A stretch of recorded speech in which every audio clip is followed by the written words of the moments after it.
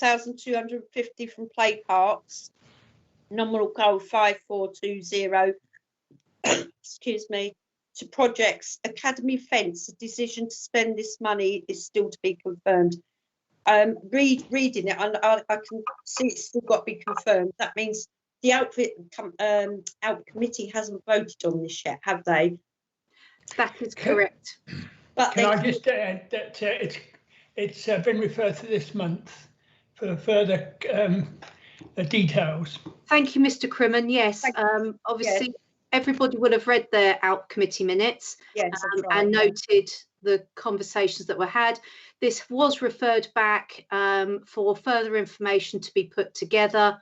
There is a nominal amount there that may be transferred between budget lines. That is pending the committee's approval to do so, and obviously that gift remains within that committee. It's just that it says variance for approval. Are we approving that this money goes to the side for this academy fence before it's been accepted by the committee? Please, I'm sorry, I'm a bit dull at the moment. No, you're being absolutely specific, and I'm grateful for it. You are absolutely correct that the veerment cannot take place until the ALP committee has made that decision. That's fine, thank you. Thank you. That's all right. Any other questions, please, from the committee?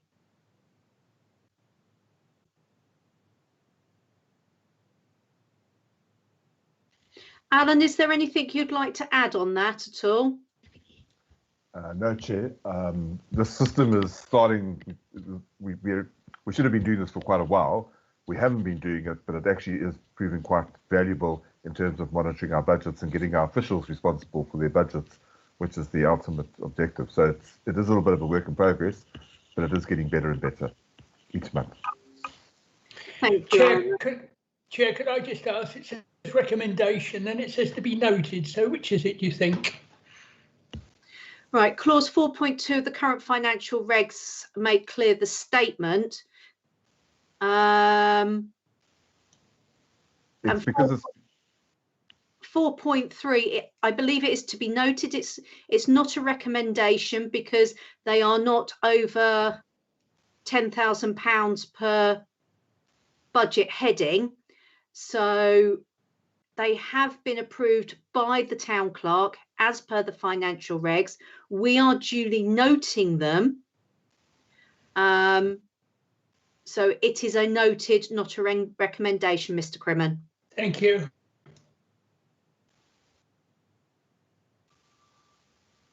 And then obviously the RFO will table a revised budget at the next finance committee after the veerment has been initiated. As has been highlighted on the first one, that won't happen until after, unless the ALP committee decide to spend that money. Is that clear? It is, thank you. Yes, thank you. Councillor Brame, I have your hand up, please. Thank you, Chair. It was only to say that the recommendation isn't as a recommendation. It is just what we're supposed to do. It's not to be recommended to full council. That's the silly word used twice, isn't it? And one will come back as and when the ALP is done. Is that correct? That is correct, yes. Lovely. Super. So everybody happy with duly noting those points? Agreed. Agreed. Anybody objecting? Duly noted. Super. Moving on to 806.20, the approval of payments to receive the listings of payments made since the last meeting. So they were summarised in the attachments A to E that we received, and I know you've all enjoyed thoroughly scouring them through. I would remind you again that scanned copies of supporting documentation is available and can be sent to Finance Committee members if required. So if you want to make sure that our processes are running as they should be, and what you should normally see on there is a lovely little stamp that tells you exactly which pigeonhole it goes into, who's approved it, who's countersigned it, who's checked it, and then the recommendation is that the making of these payments be approved. Any questions, please, committee, before we go to that recommendation, please?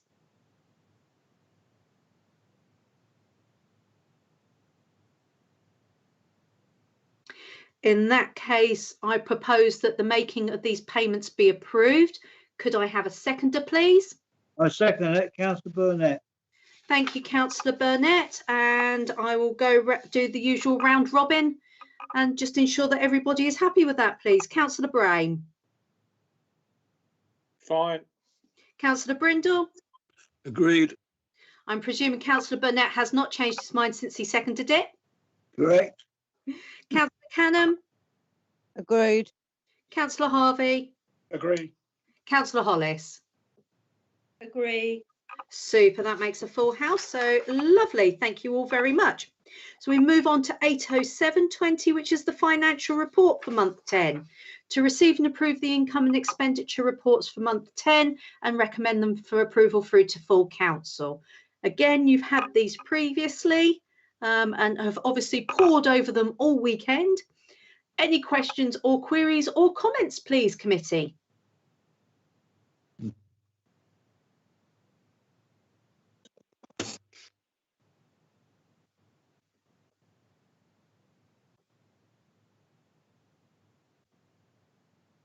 Councillor Hollis, please. Thank you. I see red is worse than that's been budgeted for. We do. It looks quite well because there's only 3 red amounts on there, isn't there? Which is the amenities, land and properties, venues, events and marketing, and the personnel administration. So I don't think that's quite too bad, to be honest. 3 out of all of them. The income. Am I just being? No, not at all. It's going to get better, but I mean, I think 3 out of that is not too bad. It's not awful considering where we are. If you go on to the second page of your report and thereon, there is explanation for those variances. Grateful to Alan for always providing those explanations of the major variances there, because it really does help just sharpen the mind and you go, okay, that's that. So what else? So that's always incredibly useful and is part of our pack that goes out to the public on the website. Any other questions or queries, please?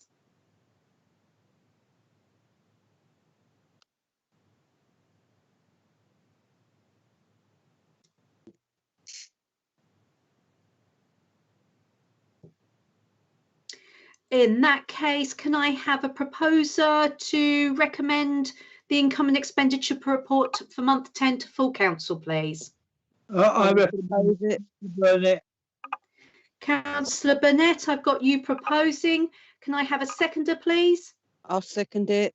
Councillor Canham. Thank you, Councillor Canham, for seconding that. I'll do the usual round robin because it's kind of the quickest and easiest way. Councillor Brain. Agreed. Councillor Brindle. Agreed. I'm going to presume Councillor Burnett agrees with it as he proposed it. Correct. And Councillor Canham seconds it, so you agree with it. Agreed. Councillor Harvey. Yeah, agreed. Councillor Hollis. Agree. Full house once again. Thank you again, ladies and gentlemen. We will then move on to 80820, which is the approval of the investment strategy. To receive and improve the investment strategy, I'm again sure that you've pored over it over the weekend and have got some notes and questions that you would like to ask. Alan, is there anything you'd like to do as an introductory preamble before we move on?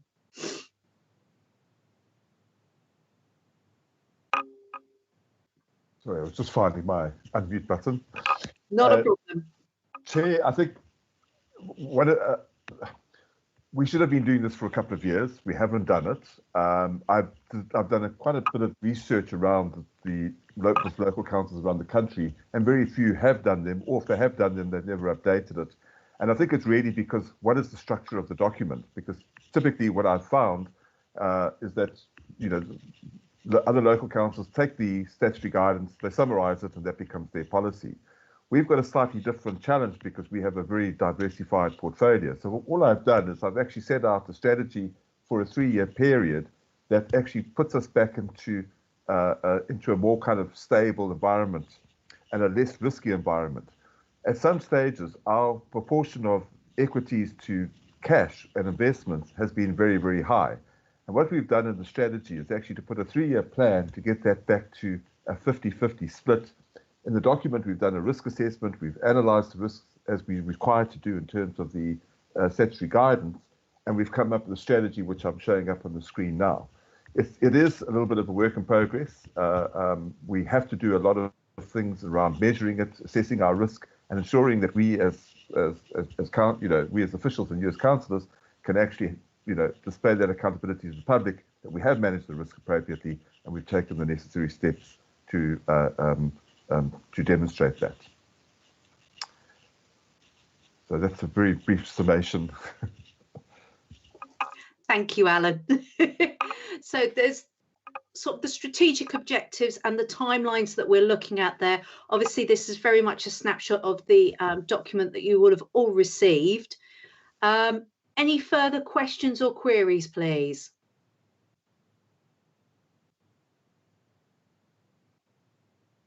Could I just ask, what does not measured mean? It means you haven't done the work, or we can't get the answer? I think I'll delegate that answer to Alan.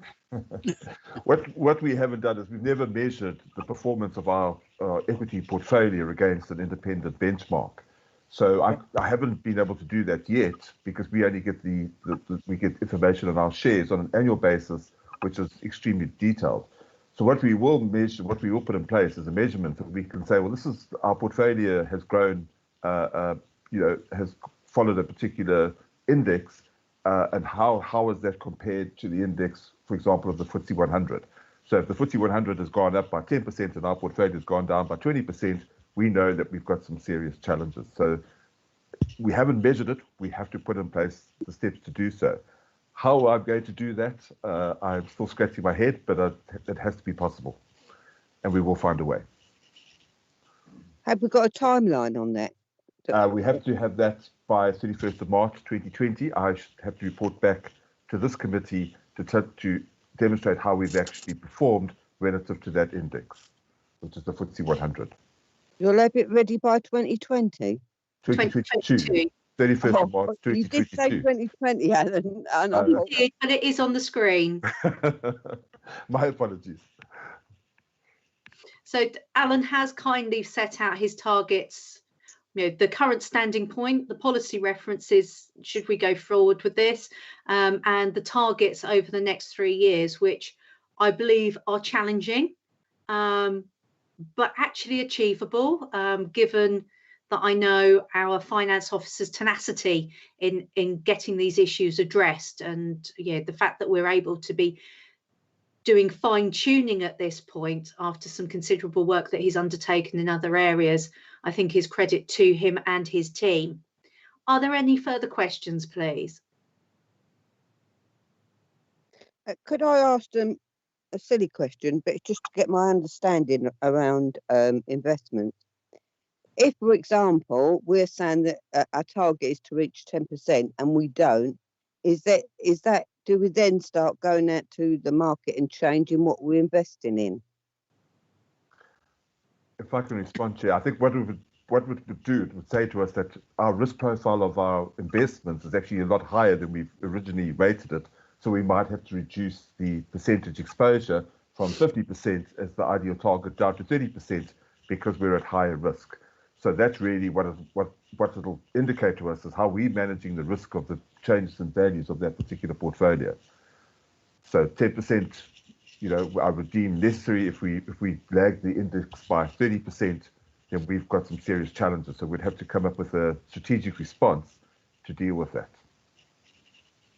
Okay, thank you. I've got a better understanding now. You're very welcome. Any other questions, please, committee?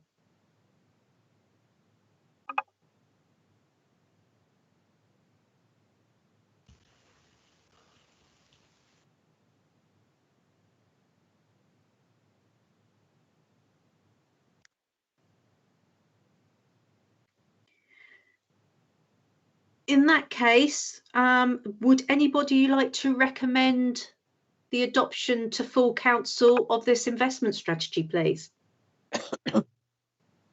I recommend it, Madam Chair. Thank you, Councillor Hollis. So I've got, thank you, Councillor Burnett. And I'll go round the room in the usual fashion. Councillor Brain. Agreed. Councillor Brindle. Agreed. Councillor Burnett. Correct. Councillor Canham. Agreed. Councillor Harvey. Agreed. Councillor Hollis. Agreed. Thank you very much. That's another full house, and thank you very much for all the work that's gone into this, Alan. Obviously, this is the start of the end, well, midway point, because it's still a work in progress. It's the start part of the process that we started in the summer. So thank you very, very much. So we'll move on to 8.10.20, which is the approval of the financial risk assessment.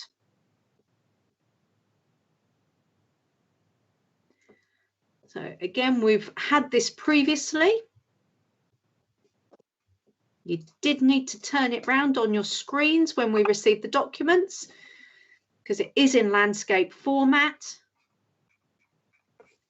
Alan, is there anything that you would like to highlight to the councillors before I open the floor for discussion, please? Yeah, mute again. Chair, I haven't put it onto the slides because it's a very technical document and it's done in an Excel format. What we've done is we've just had a look at our risks. We've updated them for some of the challenges we face around continued operations due to COVID. We've also had a look at the risks. Are we managing them in terms of some of the other reforms that we've done, for example, paperless accounting records, virtual signing, and having done this assessment, we've actually strengthened our controls by introducing those particular strategies. So there is nothing, it hasn't changed significantly from the previous year, other than to just acknowledge the disruption that COVID-19 causes to our operations. So it's a very brief summation. Sorry. No, that's wonderful. Thank you very much. Any questions, please, committee?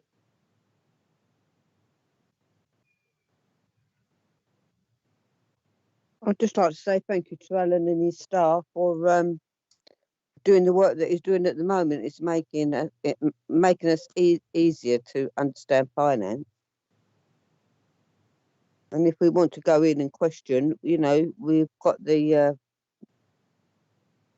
documents in front of us which we can question him on. Thank you, Councillor Canham. Any other questions or comments, please, committee?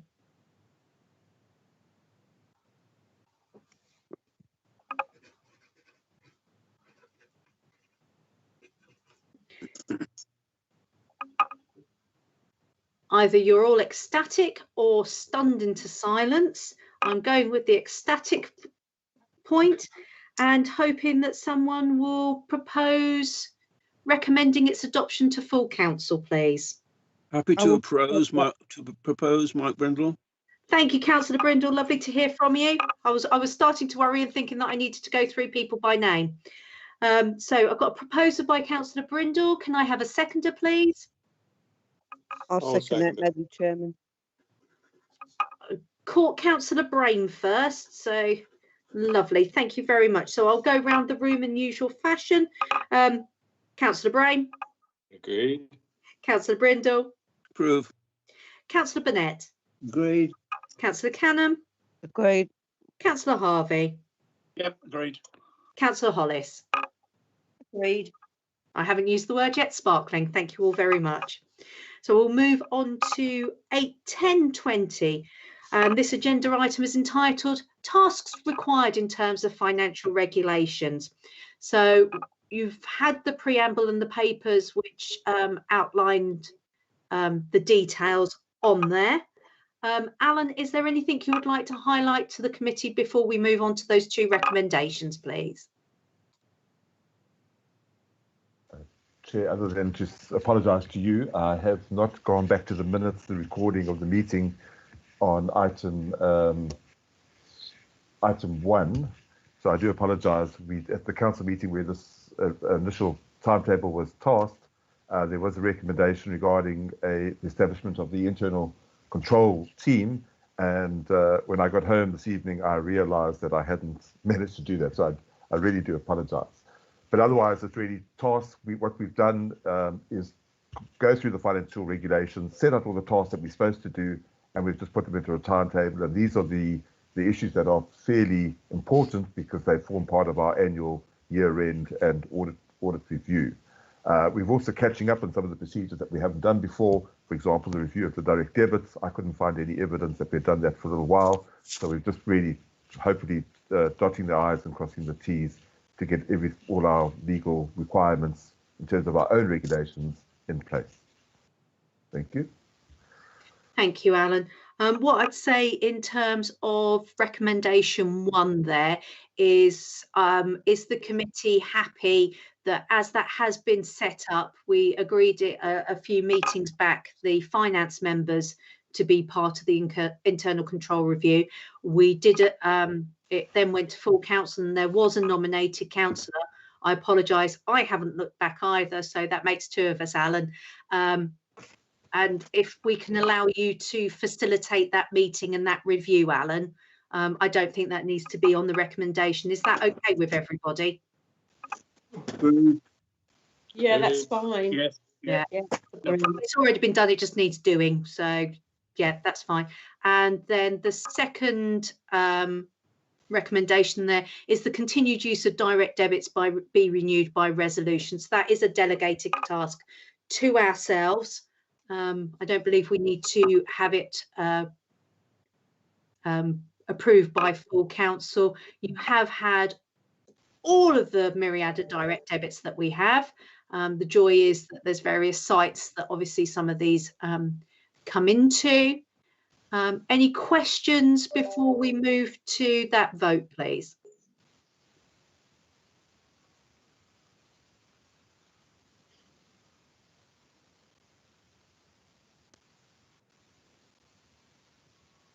Councillor Hollis, please. Oh, thank you, it works. Public conveniences, are we still paying them, Breckland, for them? I thought we were going to try and get the tax, whatever it is, we have to pay for that, exempt. There is moves. Sounds like a terrible toilet pun. I'm sorry, movements. Oh my goodness. That's why I chose it, Madam Chair. There was talk of the business rates for public conveniences being exempt. Yes. That didn't go through in the end. I think it is still there. And if I recall correctly, from the papers for month 10 in terms of finances, we had taken it out last year because we thought it was fairly imminent. But I believe most of the voting on that was probably postponed due to COVID, unfortunately, as is the want of the world. Alan, do you have any updates that you are aware of on the public convenience business rates front? Chair, the information from NALC is that it's imminent, but they have been saying that for a little while. So it hasn't, it's still going. They had an update, I think sometime last month, and they said that they were hoping that it would still progress. It was that final reading stage or whatever I'm a little bit rusty on the legal processes, but it was still in progress. So hopefully there might be something before beginning of March, the end of March, sorry. Lovely, thank you, Alan. Thank you, Alan. Councillor Brain, please. Thank you, Chairman. I was just wondering about the King's House officers' rates. Is that just for our one room? That actually, you've actually raised a very interesting point, because I think if we haven't adjusted our allocations from when we moved out. So I'm actually sitting here a little bit gobsmacked because we should have picked this up ages ago. I think you're actually right. I think some of that, there needs to be a reallocation of that to the charity, Centre for Charity. So we'll investigate that and come back to this committee at the next meeting. If you could see my face, it would be bright red at the moment. Thank you, Alan, but that's why we're here. View it as support, not criticism, please. Councillor Hollis. Yes, sorry to come back. The car park and premises, where is that? And market and premises, what? Do we have to pay business rates on the marketplace? We do. That's all associated with the Guildhall. Oh my word. That shows how bad things have been set up, because I never understood that before. So thank you again, Alan. Councillor Cannon, please. Yeah, it might be a silly question, but toilets have already been mentioned. But cemetery, why do we pay business rates for cemetery? Cemetery basically breaks even, or is that for the council staff side? You know, the officers of the council staff. I think it is for the works yard, because it's a very relatively low amount, and it's for that area to the left-hand side of the cemetery. That's fine then. Okay.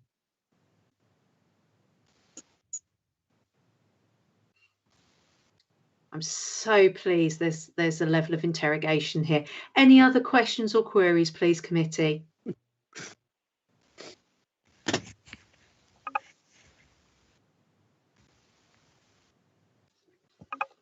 In that case, obviously we've reviewed them. Alan has a couple of action points to process on that one, and thank you, committee, for your support of him in his role for that.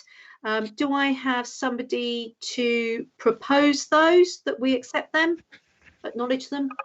What's the phrasing I want, really? It's not accept them, is it, Chairman? It is accept the principle. It's approve the attached listing is the agenda item, so that's what we're going with.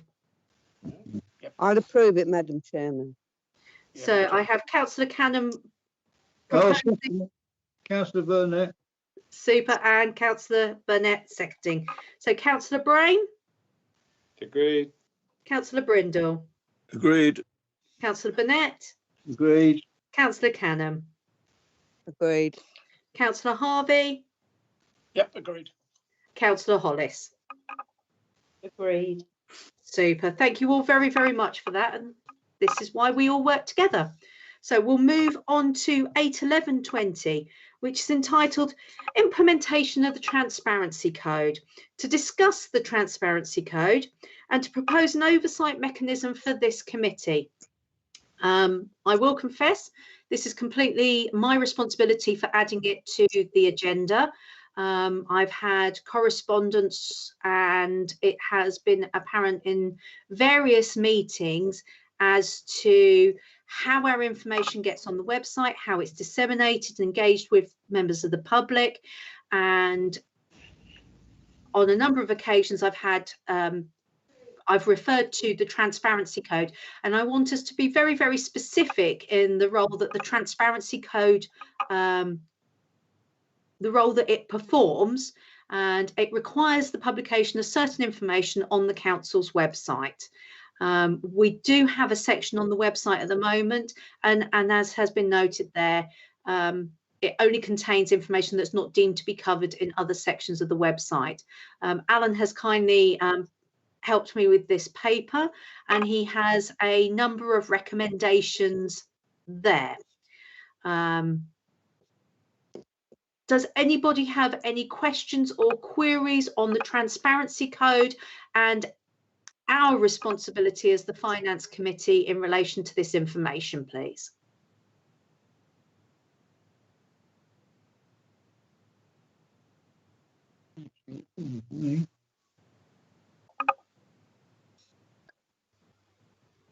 Could I just say, I think the recommendations speak for themselves. You know, the finance committee is going to be kept updated when they do the quarterly checks, and I think the documents speak speaks for itself. That is the intention of recommendations. And it's so nice to be able to work with an officer that words them so beautifully. Councillor Harvey. Yes, yeah, excuse me. Yeah, I'm all for transparent. It's really good. When our new website is up and running, then it'll be dead easy for the public then to be able to get the information that they need now when this goes through, yeah? Yeah, so hopefully it will be easier. I mean, at present, there's a drop-down box at the top page where it says documents. You go to that, and then there's a myriad of boxes for various committees and bits and pieces, and you scroll through it. I understand that VEMS, the Venues, Events and Marketing Committee's objective is to make this a lot more user-friendly and engaging for members of the public and indeed ourselves, because to be honest, it's my first port of call when I'm looking back for minutes and paperwork as well. So there's no reason why it wouldn't be the public's first port of call as well. Any other questions or comments before I move to the recommendation?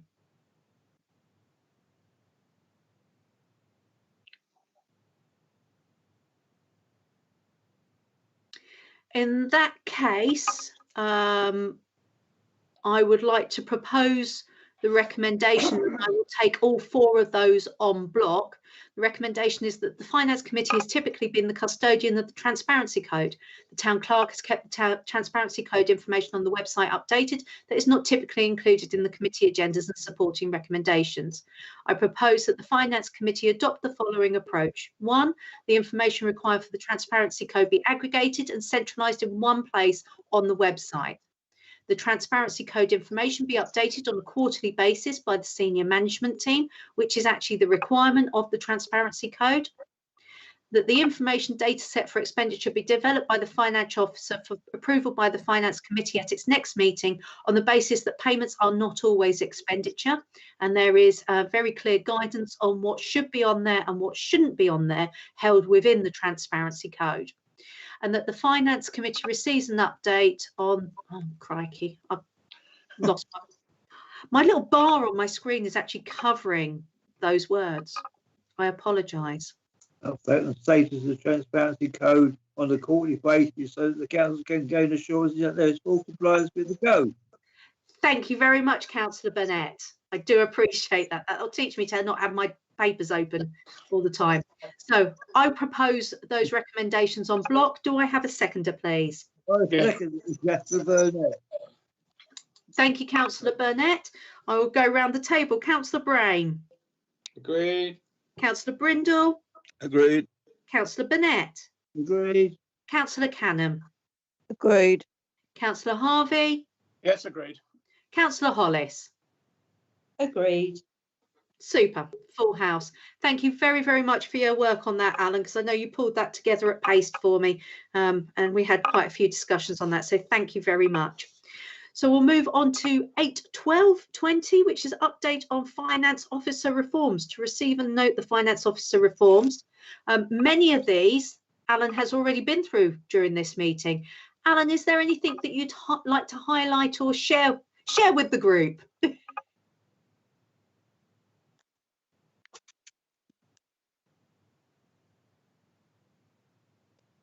Sorry about that. My mouse keeps disappearing when you have multiple screens. I think the bottom 2 are new ones that we haven't had before, and I think the very last one is a suggestion by you, and I've had, since we last met, I've had a lot of time to think about it, and I think that this is going to be an invaluable tool for us going forward, because it's going to help, this committee is going to help me as finance officer, and it's really going to set out those tasks so that we have a better idea. And instead of cramming some of the things at the end of the year, which we're probably doing now, we could do things a little bit earlier and spread out the workload through the year. So it's just, I think it's again, we're striving to be better than we were last year on an annual basis, and I think we are making some progress towards that. Thank you. Thank you, Alan. And it's an absolute pleasure to work with you, because we can bounce around ideas and then bring things to the committee, in the appropriate way, and see where it goes. So thank you for your help and support. And just so that everybody is aware, there are things that I've come up with when Alan's gone, no, Jane, no. So It's not before the honeymoon period. Are there any questions, queries or comments, please, committee? Yeah, could I just ask a question on the last one? Does that mean does that mean that each month we'll have different things discussed throughout the calendar year rather than it all coming to us at once? Is that what you're doing there? That's part of it. One aspect of it is just to have the task. So, for example, we have to do a quarterly VAT return. We have to do, certain things regularly. But there's tasks within the financial regulations, for example, and the transparency code that we're now introducing.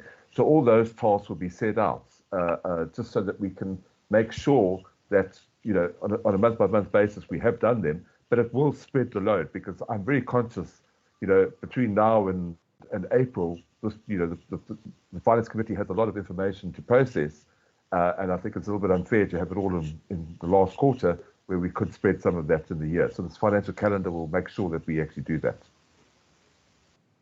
Yeah, I think it's a great idea. Thank you. Councillor Cannon. Councillor Brain, please. Thank you, Chairman. Does what we just did about the transparency code means that will go from red to green or red to amber, because we haven't done the checklist? It should go from red to amber, because you will hopefully approve our interpretation and suggested implementation of some of the transparency code. So by April, it will hopefully be green.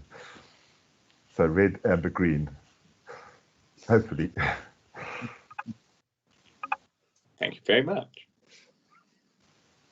Any other questions or queries, please, committee? Could I just ask on the GWS?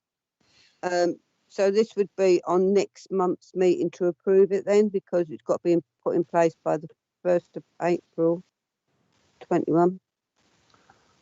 If I can just comment on that, I think we got criticised as trustees, because Thetford Town Council, as you all know, are trustees.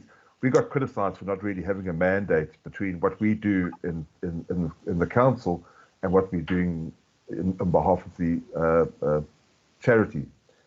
So what this is really just to formalise that relationship so that we know what that mandate is. So, for example, if the trustees want us to go get 40 quotations for certain work, we actually do that, not just use what we do at the council and apply that across. So it's just to make sure that there is a mandate, and particularly the independent trustees understand what we are doing to actually administer the trust on behalf of the council as trustees, and to ensure that the independents can fulfil their governance responsibilities. Does that mean we can invoice the GWS? We do. Not enough, but but I think if we have a mandate, at least there's a discussion that can be held, and the trustees and the council can approve what that is. At the moment, I don't think the trustees really understand the amount of work that's involved in updating the trust. My assistant spends a day a week on it, and we're still a little bit behind. So there is a lot of effort that goes into it. Thank you, Alan. Any other questions, please?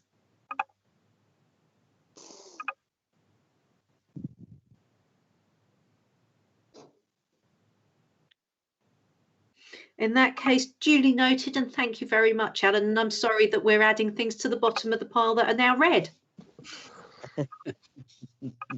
You never get to the bottom, Jane. You find something else to put on there. I had a very wise principal whilst I was chair of governors at a school that said, it's always the would-be better ifs. And if we ever find that we haven't got any would-be better ifs, we need to retire.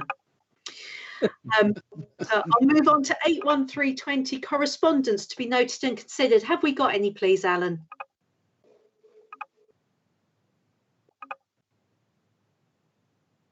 Chair, we don't have any. Super, thank you. And then in that case, 81420, committee officers update, to update any information since the agenda was released. Have you got any? We don't. So the final item on the agenda this evening is 815 community engagement to discuss and agree any consultation or media release required. Committee, is there anything that you feel needs to be out there?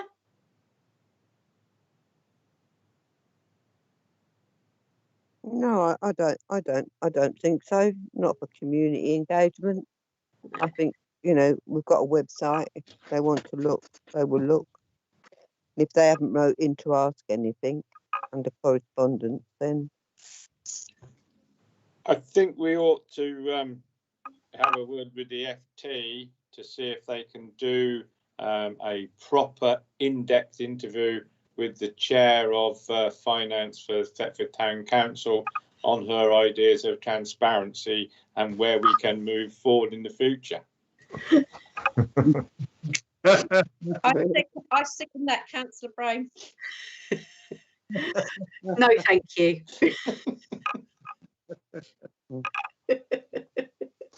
It's a team. I couldn't do it without Alan. In that case, I draw this meeting to a close. Thank you all